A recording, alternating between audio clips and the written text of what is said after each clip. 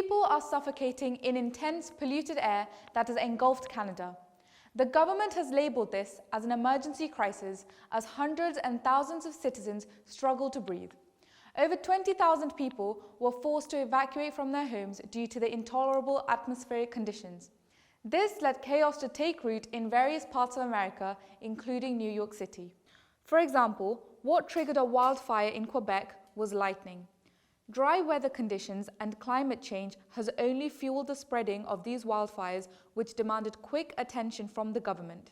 Wildfires are common in Canada, but according to the Canadian Interagency Forest Fire Centre, more than 400 active wildfires were burning in Canada on Tuesday.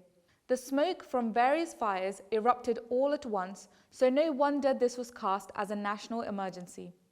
The fire had already burnt more than 3.3 million hectares of land, and the situation was so acute that New York City had the second worst levels of air pollution in the world.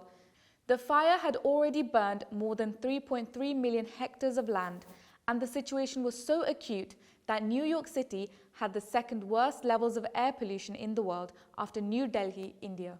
Smoke from wildfires in Canada has been moving south into the US since May. Smoke from wildfires in Canada have been moving south into the US since May. Smoke from the Canadian wildfires reached as far south as Alabama on Wednesday. Satellite imagery showed haze spreading to the US, and Philadelphia was under code red. The endless lingering of the smoke eventually led to flights, 3 major New York theatre productions, and 2 Major League Baseball games being cancelled. Schools announced the temporary stopping of academic, athletic, and extracurricular events. What's more, the public can't even step out. Pregnant women, children, and the elderly, who are more vulnerable to illnesses, are strongly advised by the authorities to stay at home. The ubiquitous smoke can have a serious impact on the health of millions of Canadians and Americans.